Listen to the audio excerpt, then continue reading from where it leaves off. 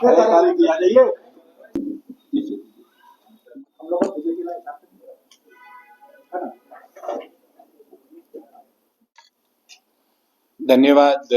श्री पूजन जी। हमारी पार्टी के वरिष्ठ नेता और रक्षा राज्य मंत्री संजय सेठ जी और मेरे सभी कलीग्स की ओर से मैं आप सब लोगों को इस विशेष प्रेस वार्ता में स्वागत करता हूं, अभिनंदन करता हूं, जोहार करता हूं। साथियों, अभी एक व्यक्ति भगवान बिरसा मुंडा की धरती पर अभी कुछ घंटे पूर्व आए हैं और वो आकर पत्रकारों से उनकी जातियां पूछ रहे हैं। वो वहां पे जो प्रेस वार्ता कर रहे हैं वहां पर पत्रकारों से पूछ रहे हैं, तुम्हारे एडिटर की क्या जाति है, तुम्हारी क्या जाति है, तुम में से कौन फला जाति का है, कौन दूसरी जाति का है, बताइए। आज इस पवित्र धरती पर वो पधारे हैं। आज रांची में एक खुलासा जरूर करके जाए श्रीमान राहुल गांधी जी कि सबसे पहले तो उनका धर्म क्या है।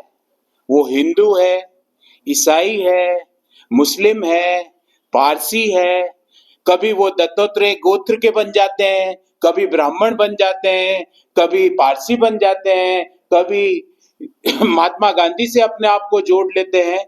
सबसे पहले आज पूरे 40-50 मिनट तक उन्होंने सिर्फ लोगों से जातियां पूछी है। राहुल गांधी जी, कृपया करके आज इस पवित्र धरती पर अपनी जाति जरूर बता के जाना, फिर लोगों से उनकी जातियां पूछना। देश को और झारखंड को बांटने की मानसिकता वाले राहुल गांधी जी ने आज एक भी ऐसा वाक्य नहीं बोला जिससे झारखंड राज्य विकसित राज्य के रूप में आगे बढ़ सके।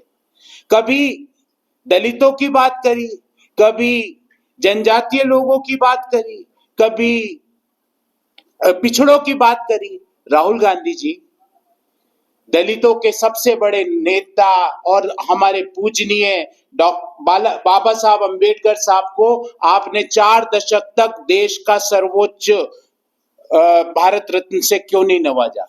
क्यों 1989 में ही संसद के सेंट्रल हॉल में जब वीपी सिंह जी की सरकार थी उनकी चित्र का वहां पे सम्मिलित किया गया? क्यों 4 दशक तक, 5 दशक तक, 1947 से लेकर 1989 तक 5 दशक तक आपने बाबा साहब की अनदेखी क्यों करी? देश आपसे पूछना चाहता है।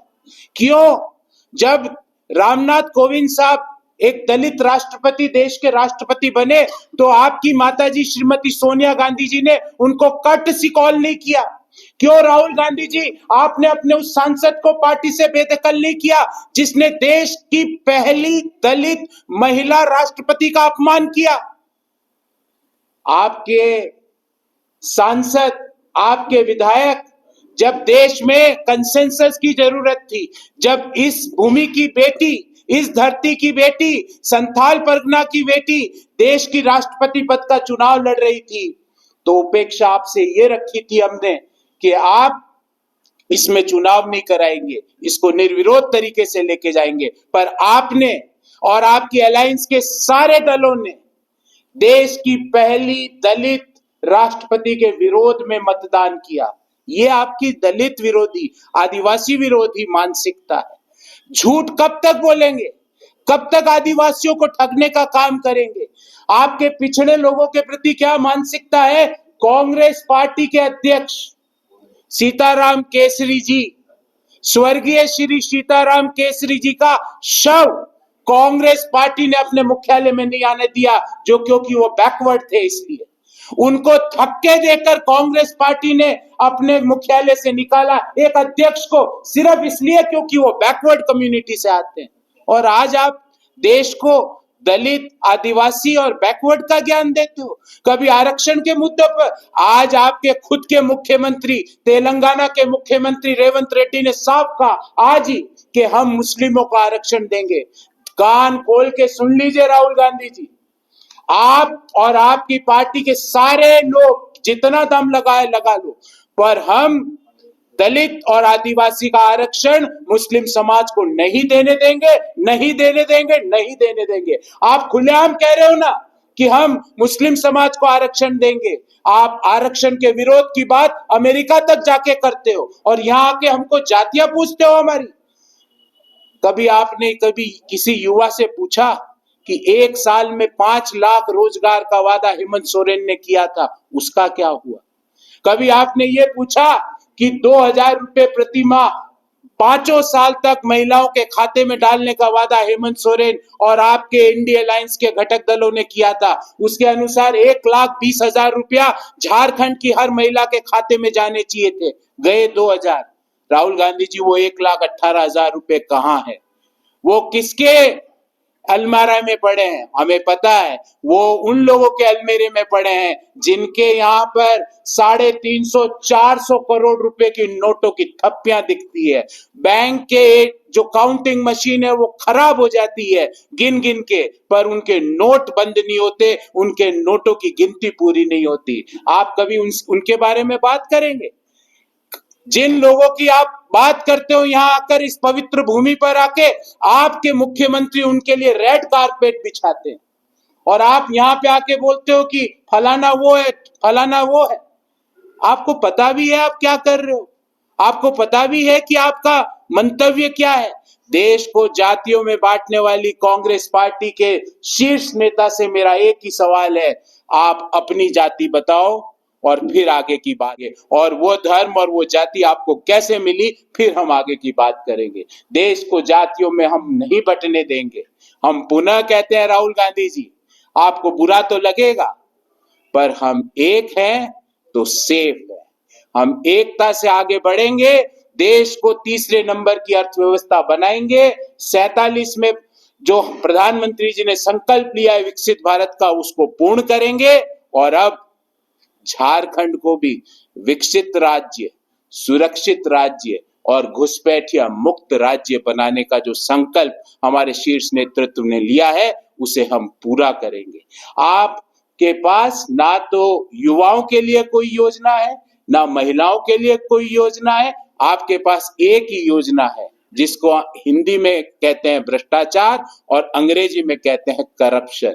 तो कांग्रेस का C स्टैंड्स फॉर करप्शन, और आपने इसीलिए देखा होगा कि इतने कांग्रेस के नेता यहाँ आए हुए हैं पर उनके साथ कोई भी JMM या राजद का नेता नहीं बैठा। तो ये उनकी आपसी फूट को दर्शाता है, ये दर्शा रहा है कि वो किस तरह से चुनाव लड़ रहे हैं। हम आपको पूरी जिम्मेदारी से कहते हैं कि झारखंड के युवाओं ने, झारखंड की महिलाओं ने 2100 रुपए प्रति माह की 11 तारीख को जो गोगो दीदी योजना के तहत लेने का संकल्प ले लिया है। झारखंड ने युवाओं ने 2,97,500 सरकारी नौकरियां, जो रिक्त पड़े हुए पद है उनको पूरा करने का संकल्प ले लिया है। झारखंड के आदिवासियों ने जो उनकी जमीन हेमंत सोरेन साहब ने बांग्लादेशी घुसपैठिया स्वागत योजना के तहत घुसपैठियों के हवाले करी है, वो जमीन का 1 इंच भी घुसपैठियों को नहीं दिया जाएगा। वो वापस आदिवासी समाज को लौटाने का संकल्प ले लिया और इसी कारण इंडी गठबंधन और उसके नेता पूरे तरह से बौखला चुके हैं। जम के मलाई मारो JMM, उसका एक और एब्रीवेशन आया है जो पिछले 5 सालों में हुआ है। पहले J का अर्थ है जमीन जिहाद करो, जमीन जिहाद करके आदिवासी समाज की जमीन घुसपैठियों के हवाले करो। M का अर्थ है महिलाओं के सम्मान पर जिहाद करो। महिलाओं पे बात करते हैं राहुल गांधी जी, आपको महिलाओं के सम्मान के बारे में चिंता होती तो झारखंड की एक महिला को, एक बेटी को यहाँ के मौजूदा सिटिंग मिनिस्टर ने बोला रिजेक्टेड माल, और वो सिटिंग मिनिस्टर भी अपने कान के पर्दे खोल के सुन ले। जो बकवास करनी थी कर ली। 23 के बाद में झारखंड की महिलाओं के अपमान में एक शब्द बोला तो कानून के तहत कार्रवाई होगी, बचोगे नहीं। हम हेमंत सोरेन सरकार नहीं चलाएंगे, हम वैसी सरकार चलाएंगे जहां महिलाओं का सम्मान हो। तो J का अर्थ जमीन जिहाद, M का अर्थ महिलाओं के सम्मान पर जिहाद और दूसरे M का अर्थ है मजदूर जिहाद। जिस तरह से झारखंड के लोगों को ये एक धर्म विशेष के लोग भर भर के जम्मू कश्मीर लद्दाख लेह की दुर्गम पहाड़ियों में सड़कें बनाने के लिए, इंफ्रास्ट्रक्चर डेवलप करने के लिए ले जाते, वहां उनके सारे आधार कार्ड, उनके डॉक्यूमेंट्स ले लेते, उनको खाने को पर्याप्त भोजन नहीं देते, उनको पर्याप्त पारिश्रमिक नहीं मिलता, ये सब बंद किया जाएगा। राहुल गांधी जी, अगर आपके पास झारखंड को लेके कुछ कंक्रीट प्लान होता तो हम सुनते भी, पर आपने अपना जातियों में बांटने की जो स्ट्रेटेजी है, आपकी और अंग्रेजों की स्ट्रेटेजी एक ही है, डिवाइड एंड रूल।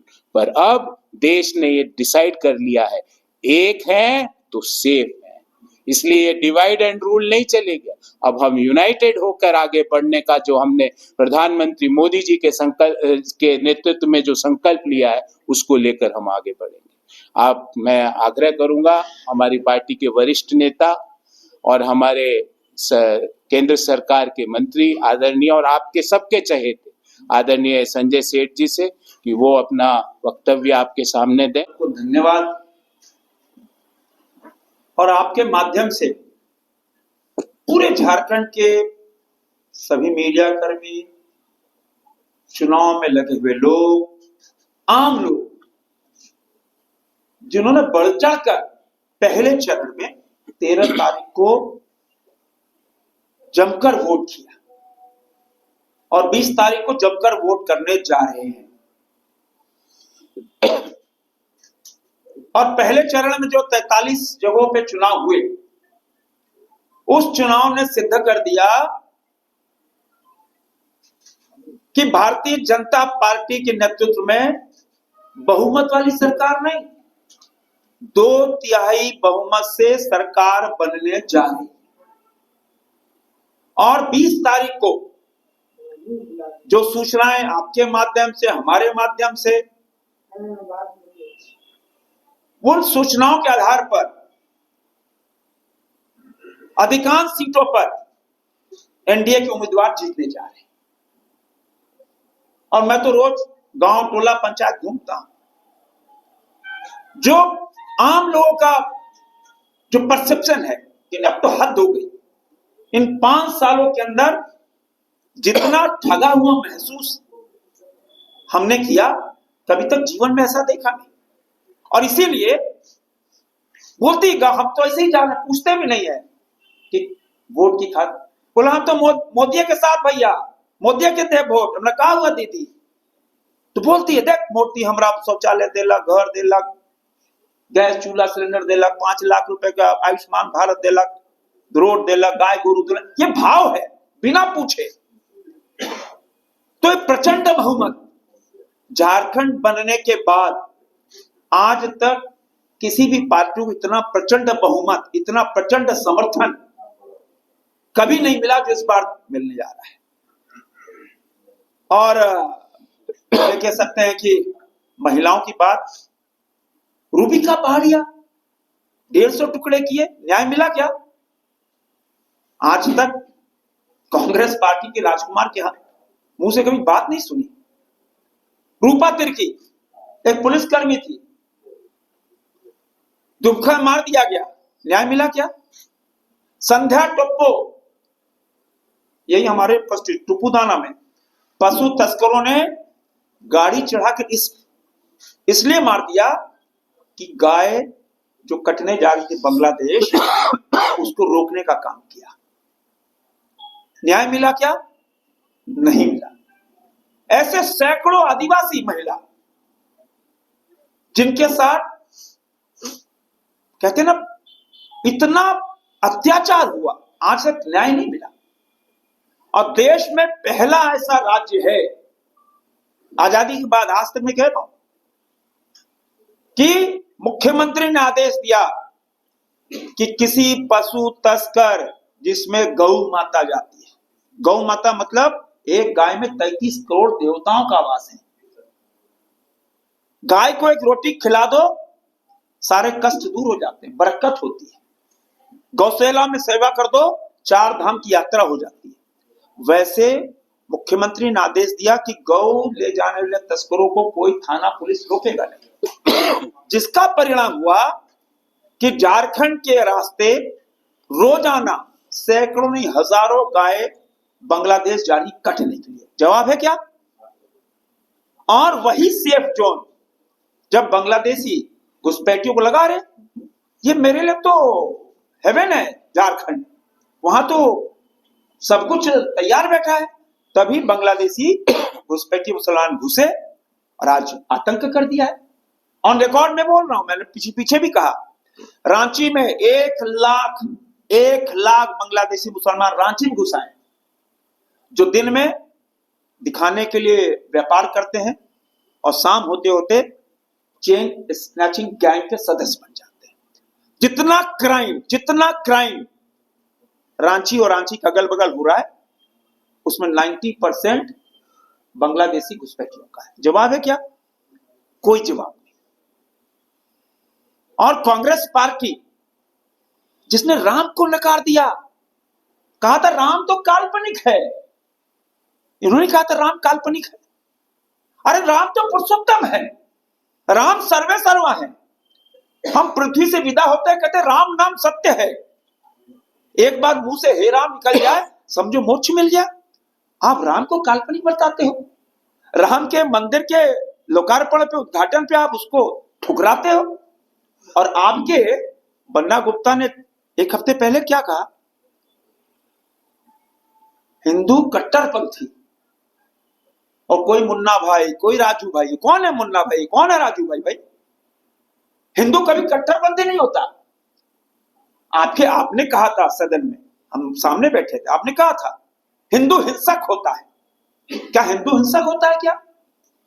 कोई कहता है कट्टरपंथी है, कोई कहता है सनातनी तो एड्स है, कोरोना है, आतंकवादी होते हैं। आपके दल के लोग ने कहा है। जवाब दो, हिंदू आतंकवादी है क्या? हिंदू जैसा सहिष्णु, हिंदू जैसा शांति प्रिय धर्म, मैं सभी धर्मों को सम्मान करता हूं, किंतु हम सत्यनारायण भगवान की कथा करते हैं ना, हम क्या कहते हैं? विश्व का कल्याण हो, प्राणियों का कल्याण हो।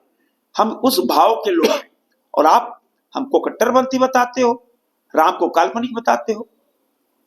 तो अब ढकोसला चलेगा नहीं। और जो आंकड़े सामने आ रहे हैं, कांग्रेस झारखंड से साफ है और जेएमएम हाफ है, किंतु जवाब मांग रहे हैं। झारखंड का युवा जवाब, सरकार थी 5,000 पर एकड़, 5 एकड़ तक 25,000 देते थे। 5 सालों के अंदर किसानों के साथ न्याय किया आपने क्या?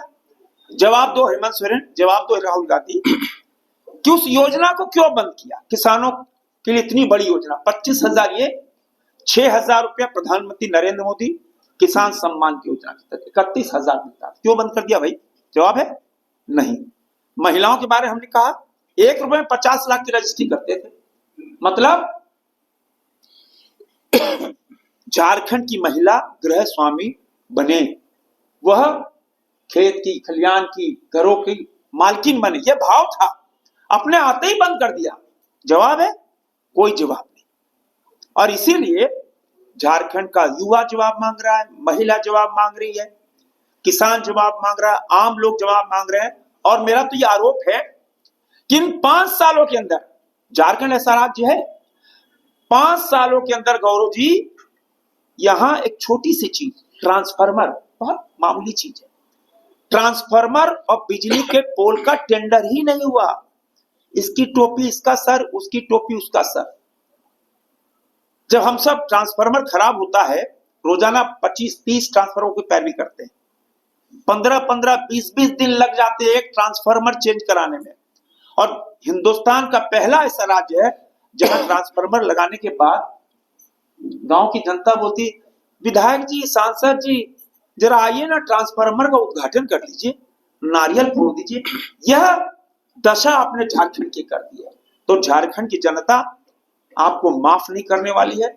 2/3 बहुमत से भाजपा एनडीए गठबंधन, यहां पर प्रधानमंत्री नरेंद्र मोदी जी का विकास आने वाला है। और आपके माध्यम से सारे लोग जिन्होंने अपार मेहनत की, लाखों कार्यकर्ता के साथ आम लोग, पहली बार हमने ऐसा नहीं देखा, लेकिन इस बार बढ़ चढ़ के देखा आम लोग, चाहे अभी मैं चला रहा हूं 3-4 गांव में, मैं ट्राइबल गांव में हमारा सभा थी, वहां से मैं चला रहा हूं, हजाम से, तंजू से, सौदाग से, 3 गांव आदिवासी गांव से, वहां जो उत्साह देखा और पिछले 2 माह से जो हम उत्साह देख रहे हैं, इस बात का द्योतक है कि इस बार बहुमत में बड़ी संख्या में ट्राइबल, आम लोग, सारे लोग भाजपा के साथ खड़े हैं। और विशेषकर दुनिया के सबसे लोकप्रिय नेता, जिन्होंने देश की तकदीर और तस्वीर बदल दी। दुनिया में शांति लाना है, मोदी को बुलाओ। दुनिया में सौहार्द लाना है, मोदी को बुलाओ। यूक्रेन रशिया में युद्ध खत्म करना है, मोदी को बुलाओ। इजराइल अरब में तनाव कम करना है, मोदी को बुलाओ। वैसे प्रधानमंत्री नरेंद्र मोदी जी का आशीर्वाद कई बार इस चुनाव में मिला। मैं तो उनको धन्यवाद तो नहीं दे सकता, लेकिन आभार व्यक्त करना चाहता हूं। दुनिया के सबसे लोकप्रिय नेता, और विशेषकर रांची की जनता, जब रांची में उन्होंने रोड शो किया, 6 महीने में तीसरी बार लाखों लोग, प्रशासन के अड़चन के बावजूद प्रशासन ने पूरा बाउंड्री कर दिया था, कटीले तारों से घेर दिया था, घुसने से पाबंदी लगती थी गली मोहल्लों से, उसके बावजूद लाखों लोगों ने प्रधानमंत्री जी का अभिवादन किया, अभिनंदन किया।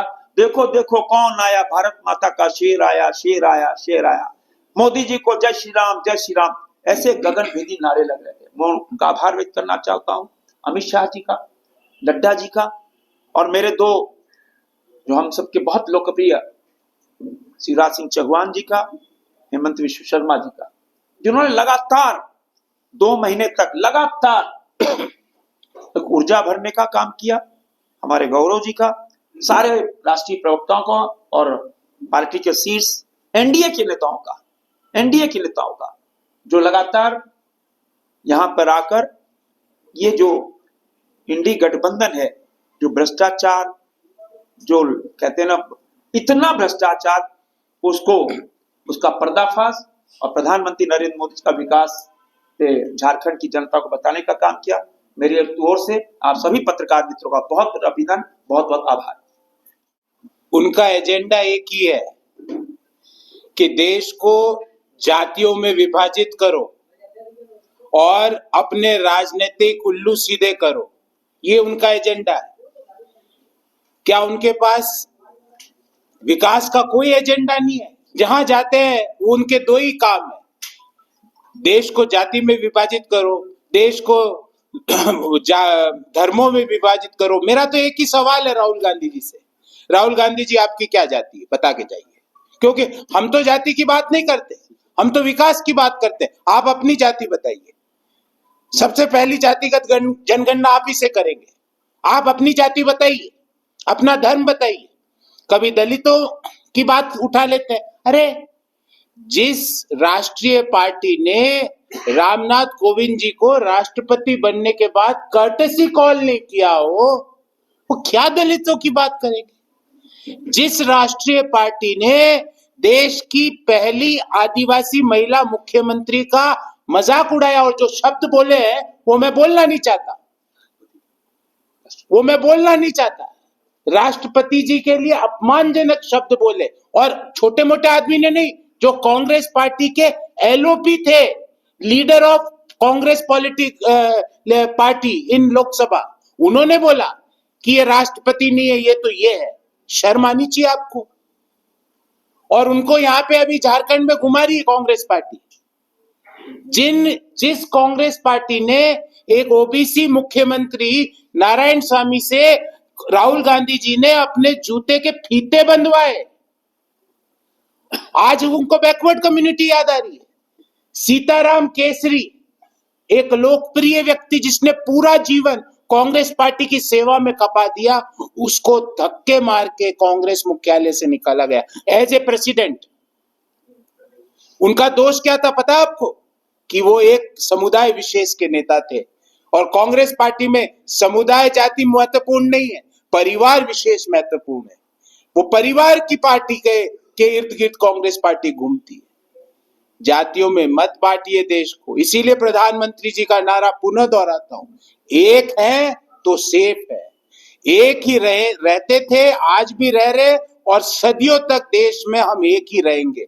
ये जो लोग हैं जो अमेरिका में जाके देश विरोधी बातें करते हैं, अमेरिका में जाके राहुल गांधी ने आरक्षण के विरोध में अपना बयान दिया, आज उनके नेता आदिवासी समाज का आरक्षण लेके मुस्लिम समाज को देना चाहते हैं, दलितों का आरक्षण लेकर मुस्लिम समाज को देना चाहते हैं। क्यों भाई?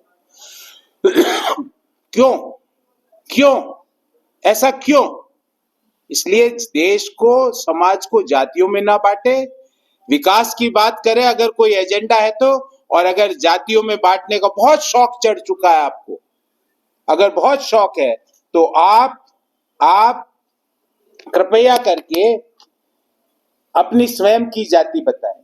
और जम्मू कश्मीर में आदिवासी हो या दलित हो, जिस तरह से 370 की बहाली के पक्ष में कांग्रेस पार्टी खड़ी हो गई है।